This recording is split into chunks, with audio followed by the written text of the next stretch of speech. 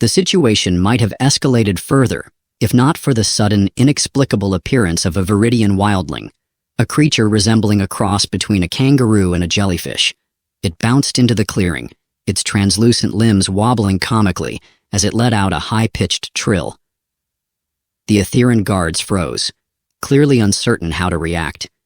Ethan, unable to resist, whispered to Zaya, "Is it just me, or does that thing look like it escaped from a cartoon?" Zaya suppressed a smile. "It is harmless, though quite curious." The wildling hopped closer, apparently unfazed by the tense standoff. It paused in front of Varric, tilting its gelatinous head as though inspecting him. Then, without warning, it leaped onto his chest, wrapping its wobbly limbs around him in what could only be described as an alien hug. Ethan doubled over with laughter as Varric flailed, trying to pry the creature off. "Oh man, this is gold. Do Ethereans not have a protocol for surprise cuddles?" Zaya shook her head, her amusement evident. "Wildlings are not native to our world. It seems Varric is unprepared." The guards hesitated, unsure whether to assist their leader or maintain their stoic composure. Meanwhile, Varric managed to dislodge the wildling, which trilled indignantly before bouncing away into the forest. "Is this what you choose, Zaya?" Varric demanded, his voice tinged with fury. "To associate with chaos and absurdity?" Zaya stepped forward, her expression calm but unyielding. "What I choose, Varric, is freedom. I am not bound by the expectations of our people, nor will I be swayed by your threats." Varric's glowing patterns flickered, his frustration evident. "You will regret this." Ethan, still catching his breath from laughing, waved cheerfully. "Bye, Varric. Don't let the wildlings hug you on the way out." As the Etherean ship ascended into the sky, Ethan turned to Zaya, his grin fading slightly. "So, what now? Do you think they'll come back?" "They will," Zaya said, her tone resolute. "But we will be ready." "Ready?" Ethan asked, raising an eyebrow. "I don't exactly have a stockpile of alien weaponry lying around." Zaya smiled faintly. "You have something far more powerful, Ethan Clark." "And what's that?" She placed a glowing hand on his shoulder, her gaze steady. "Your capacity for hope and humor. It will serve us well in the challenges to come." Ethan blinked, then chuckled. "No pressure, huh?" As the stars returned to their tranquil dance above them, the two of them stood side by side, a human and an alien, preparing for whatever the universe decided to throw at them next. Ethan was elbow-deep in breakfast when the station's alarm chimed. Again. He groaned, poking at the stubborn toaster that had just charred his bread into something resembling carbonized rubble. "Seriously?" he muttered, waving the smoke away. "The universe can't even let me have a decent breakfast anymore?" Zaya appeared in the doorway, radiant as ever, though her expression was more amused than concerned. "Is this another human ritual I should understand? The burning of food as an offering to the morning?" "Yeah, it's a sacred tradition," Ethan quipped, pointing at the smoldering toast. "We call it disaster dining." The alarm blared again, cutting off his sarcasm. Zaya tilted her head, the patterns on her skin dimming briefly as she processed the alert. "This signal is unfamiliar. It does not originate from my people." Ethan frowned, abandoning the ruined breakfast as he moved to the console. A strange energy signature was pinging the station's sensors, emanating from a nearby ridge. "Well, that's new," he said, scanning the data. "Looks like some kind of tech. Not Etherean, though, something older." Zaya leaned closer, her glowing eyes narrowing. "We should investigate. It could be significant, or dangerous." "Right," Ethan said, grabbing his gear. "Because dangerous is exactly what my morning was missing." The ridge was a short hike from the station, though the uneven terrain made it feel longer. Ethan stumbled over rocks and roots, muttering under his breath as Zaya floated, because of course she floated beside him with infuriating ease. "Enjoying the view?" he asked, panting as they reached the top. "It is quite picturesque," Zaya replied, glancing at him with a faint smile, though your coordination leaves much to be desired. Thanks, Ethan grumbled, brushing dirt off his pants. I'll add, mocked by an alien princess to my growing list of humiliations. Below them, nestled in a shallow ravine, was the source of the signal, a circular structure half buried in the rocky soil. Its metallic surface was tarnished with age, etched with strange symbols that glowed faintly. Okay, Ethan said, pulling out his scanner. What are we looking at here? Ancient alien Wi-Fi router? Galactic Roomba? Zaya's expression turned serious as she approached the structure, her fingers lightly tracing the symbols. This is a Thyran, but it predates my people's current era. It is an artifact of our ancestors. Great, Ethan said. So it's an ancient alien mystery. I'm sure nothing could possibly go wrong with poking it. Zaya shot him a look, but said nothing, her focus on the artifact. The energy signature suggests it is dormant, but intact. If we can activate it... Activate it? Ethan interrupted. Is that really a good idea? I mean, for all we know, it could be an interstellar bug zapper. Zaya raised an eyebrow. Do you always assume the worst? Only when ancient alien tech is involved, Ethan said. Or when toast is involved. Apparently. Despite Ethan's reservations, they worked together to decipher the artifact's symbols. Zaya's knowledge of her people's history was invaluable, though she occasionally struggled to explain concepts in human terms. What do you mean it sings to the stars? Ethan asked, staring at her in confusion. Zaya sighed. The Etherean word encompasses communication, resonance, and harmonic energy. Your language is limited. Hey, my language does just fine, Ethan said. We've got over 100 ways to describe coffee, for starters. Zaya ignored him, focusing instead on aligning the artifact's glowing panels. When the last symbol clicked into place, the structure hummed to life, sending a pulse of light into the sky. Was it supposed to do that? Ethan asked, stepping back instinctively. Zaya didn't answer. Her glowing patterns brightened as she reached out, her hand hovering over the artifact's surface. The hum grew louder, and Ethan felt a strange vibration in the air, like the resonance of a tuning fork. Then, abruptly, the light dimmed, and the artifact fell silent. Well, Ethan said after a long pause. That was anticlimactic. Zaya tilted her head, her expression thoughtful. It was not a failure. The artifact responded. It merely requires something more. Something more? Ethan asked. Like what? Batteries? An emotional pep talk? Before Zaya could respond, a new sound echoed through the ravine, a low rhythmic thrum that sent a chill down Ethan's spine. That's not the artifact, he said, glancing around nervously. Zaya's gaze sharpened. Number that is a ship. A shadow passed overhead, and Ethan looked up to see a sleek black vessel descending rapidly. It wasn't a Thyran. Its angular design and matte finish were entirely unfamiliar. The ship landed with a hiss of hydraulics, its ramp lowering to reveal 3 figures in dark, featureless armor. They moved with unnerving precision, their weapons trained on Ethan and Zaya. Well, Ethan said, raising his hand slowly. Guess the universe heard I was bored. Zaya stepped in front of him, her posture protective. You do not belong here, she said, her voice firm. The lead figure didn't respond.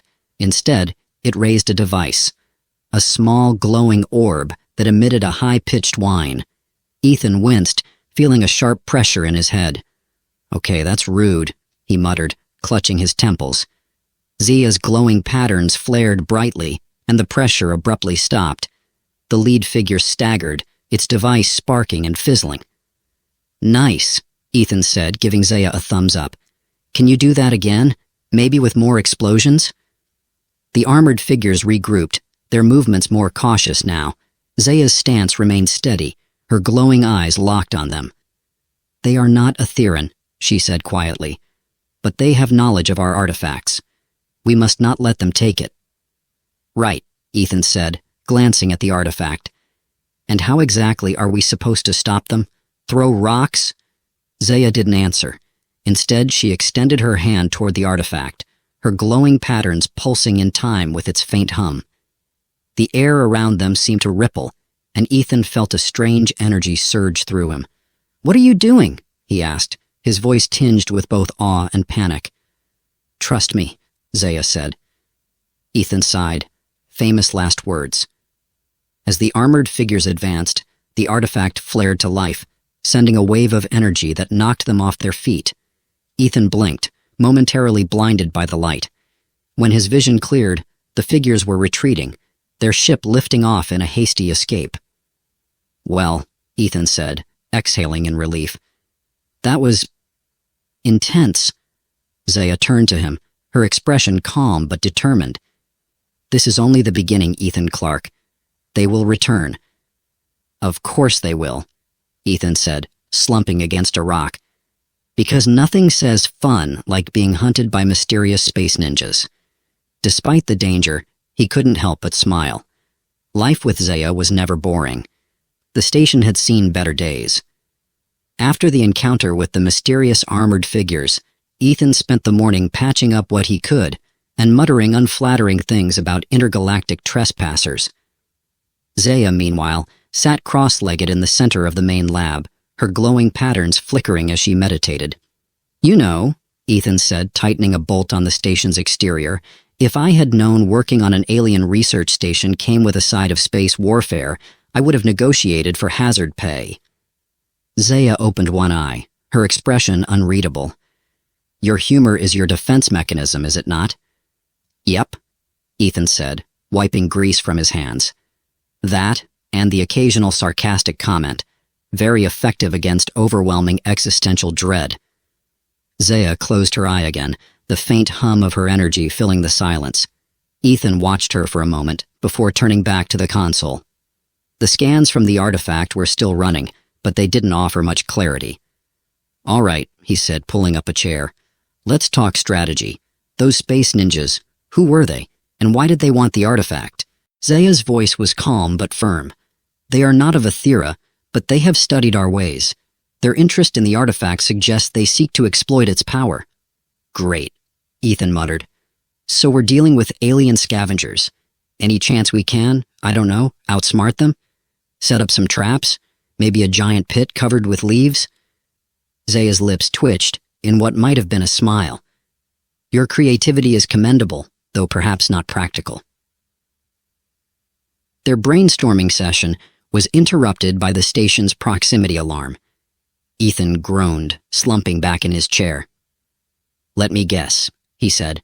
"More uninvited guests?" Zaya stood, her glowing patterns brightening. "It is an Aetherian signal, not Varric's ship, but familiar nonetheless." Ethan frowned. "So, friends or foes?" Zaya tilted her head, her expression thoughtful. "That remains to be seen." The Aetherian ship landed with far less drama than the previous encounters, its design elegant and unassuming. Two figures emerged, their glowing patterns similar to Zaya's, but more muted. Ethan watched from a safe distance as Zaya stepped forward to greet them. The taller of the two Aetherians spoke first, his tone clipped. "Zaya Tavor, you have drawn much attention with your actions." "I act according to my principles," Zaya replied evenly. "If that draws attention, so be it." The shorter Aetherian, a woman with intricate silver patterns, studied Ethan with open curiosity. "And this is the human you have chosen to ally with?" Ethan gave an awkward wave. "Hi, Ethan Clark, professional toast burner and occasional alien trouble magnet." The woman raised an eyebrow. "Your humor is peculiar." "Yeah, I get that a lot," Ethan said. "So, what brings you to our little corner of chaos?" The taller Aetherian ignored him, addressing Zaya instead. "You must understand the gravity of your situation. The artifact you have activated is not merely an heirloom. It is a beacon, a signal to forces far beyond our control." Zaya's gaze didn't waver. "I am aware of its significance. That is precisely why I must protect it." Ethan cleared his throat. Sorry to interrupt the dramatic alien standoff, but if this thing is so dangerous, Shouldn't we, I don't know, turn it off? The Aetheran woman shook her head. It cannot be deactivated now. The signal has been sent. Those who seek its power will come. Ethan sighed. Of course they will, because nothing says fun like hosting a cosmic treasure hunt. With the artifact's activation attracting attention, they needed a plan. The Aetheran visitors, Alrian and Meras, reluctantly agreed to assist. Ethan, ever the optimist, decided to take charge of fortifying the station. Okay, he said, pacing the room. Here's the plan. We reinforce the station's defenses, set up some traps, and hope for the best. Any objections? Meras raised a hand. What are traps? Ethan blinked. You don't have traps on Aethera? Like nets? Pits? Stuff that stops bad guys? We do not rely on such crude measures, Meras replied. Well, you're in my world now, Ethan said, grabbing a toolbox. And here, crude measures are all we've got. The next few hours were a whirlwind of improvised engineering and questionable decisions. Ethan rigged up an energy field around the station, using spare parts and a healthy dose of duct tape. Zaya and the Aetherans focused on calibrating the artifact, ensuring its energy didn't spiral out of control. At one point, Ethan found himself explaining the concept of camouflage to Alrian. So, you're telling me, Alrian said, holding a bundle of leaves, that these will hide me? Exactly, Ethan said. It's simple, but effective. Just stick to the bushes and don't make any noise. Alrian looked skeptical but complied, draping himself in foliage. Ethan couldn't resist snapping a photo with his communicator. Gotta document this for posterity, he said, grinning. As night fell, the station's defenses were in place, and the team gathered in the main lab. The artifact pulsed softly, its light casting eerie shadows on the walls. Ethan leaned back in his chair, sipping a cup of lukewarm coffee. So, what's the plan when the bad guys show up? Do we fight, run, or try to negotiate? Zaya's gaze was steady. We will defend the artifact. It must not fall into their hands. Right, Ethan said, setting his mug down. No pressure or anything. The room fell silent, the weight of the situation settling over them. Ethan glanced around at his unlikely companions, an alien princess, two skeptical Aetherans, and a glowing relic of unimaginable power. Well, he said, breaking the tension, if we're going to face down a horde of intergalactic treasure hunters, we might as well do it in style. Anyone up for some snacks? Meras raised an eyebrow. Snacks? Yeah, Ethan said. Trust me, everything's better with snacks. Despite the looming threat, Zaya smiled faintly. Your optimism is peculiar, Ethan Clark. Peculiar is my middle name, Ethan replied. As they prepared for the inevitable confrontation, Ethan couldn't help but marvel at how far he'd come, from an ordinary scientist to a reluctant participant in an interstellar drama. Whatever came next, he was ready. Sort of. The storm arrived at midnight. Ethan stood at the observation deck, watching as the horizon shimmered with incoming ships. The station's defenses hummed faintly beneath his feet, a patchwork of improvised tech and sheer desperation. Around him, the others prepared for the fight. Zaya stood by the artifact, her glowing patterns bright and steady, a stark contrast to Ethan's jittery energy. Alrian and Meras flanked her, their stances resolute despite their earlier skepticism of this human-made fortress. This is it, Ethan said, forcing a grin. The grand finale. Think we can charge tickets? Zaya turned, her gaze soft but serious. Humor will not shield you from what comes. True, Ethan admitted, tapping the wrench strapped to his belt, but it might keep me sane. The first wave came in silence, a sleek black ship descending like a predatory bird. Ethan's makeshift energy field held, the ship's attempts to breach it repelled with satisfying sparks. Ha!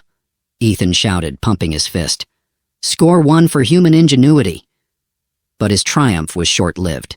A second ship followed, then a third, each testing the defenses with growing intensity.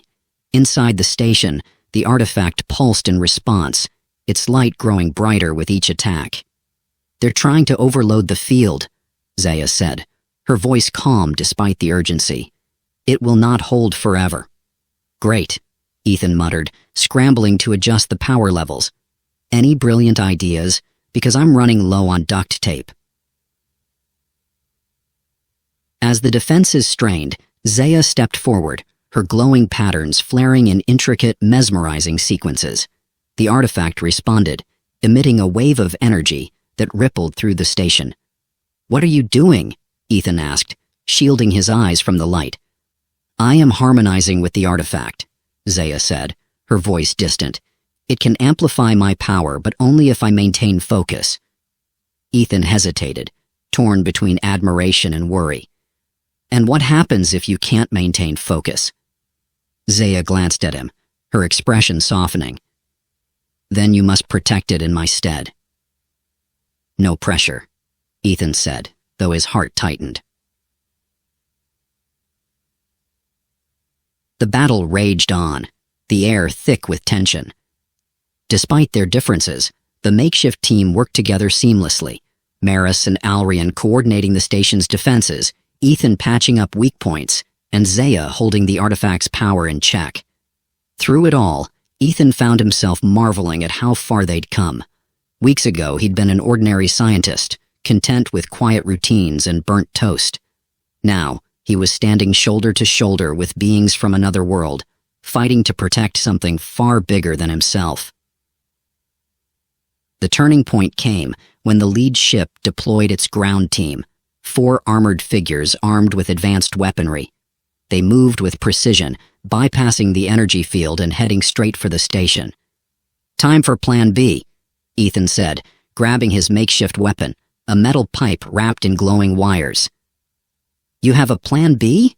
Maris asked, her tone incredulous. "Not really," Ethan admitted. "But it sounds cooler than saying, 'I'm winging it.'" The confrontation was chaotic, a blur of energy blasts and improvised tactics. Ethan found himself face to face with one of the intruders, who raised a sleek weapon aimed directly at his chest. Hi," Ethan said, raising his hands. "Quick question.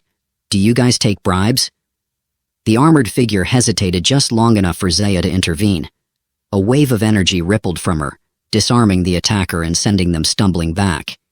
"You must leave," Zaya said, her voice carrying an authority that even Ethan hadn't heard before. The figures regrouped, their leader stepping forward. "We will not leave without the artifact." Zaya's patterns flared brighter, her presence almost blinding. "Then you leave with nothing." The artifact's final surge was both beautiful and terrifying, a crescendo of light and sound that shook the station to its core. Ethan felt the energy pulse through him, a strange warmth that erased his fear. When the light faded, the intruders were gone. Their ships retreated, vanishing into the darkness. The station was silent, save for the faint hum of the artifact, now dormant once more. Ethan collapsed into a chair, his breath coming in ragged gasps. "So," he said, looking at Zaya. "Did we win?" Zaya smiled, the glow in her patterns softening. "For now." The aftermath was strangely quiet. Alrian and Maras departed the next day, their skepticism replaced by a quiet respect. Ethan stood with Zaya on the observation deck, watching their ship disappear into the stars. "Think we'll see them again?" Ethan asked. "Perhaps," Zaya said. "Aetherians rarely forget those who stand beside them." "Good to know," Ethan said, leaning against the railing.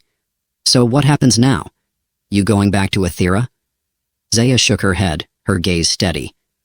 "My place is here, for as long as you will have me." Ethan blinked, caught off guard.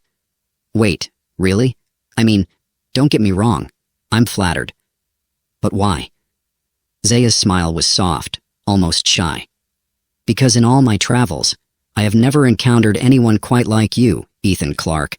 You are unpredictable, infuriating, and deeply remarkable." Ethan felt his cheeks flush. "Well, when you put it that way, How can I say no? The life on the station returned to its strange, chaotic normalcy. The artifact remained dormant, its secrets locked away for another time. Ethan and Zia settled into a rhythm, their partnership marked by equal parts banter and mutual admiration. One evening, as they sat on the deck watching the stars, Ethan handed Zia a plate of toast, perfectly golden for once. "A human delicacy," he said with a grin. "No burnt offerings this time." Zaya accepted it with a graceful nod, her patterns glowing faintly in amusement. "I am honored." As they ate in companionable silence, the stars above seemed a little brighter, their light a reminder of the vast, beautiful universe that had brought them together. For Ethan Clark, the journey wasn't over.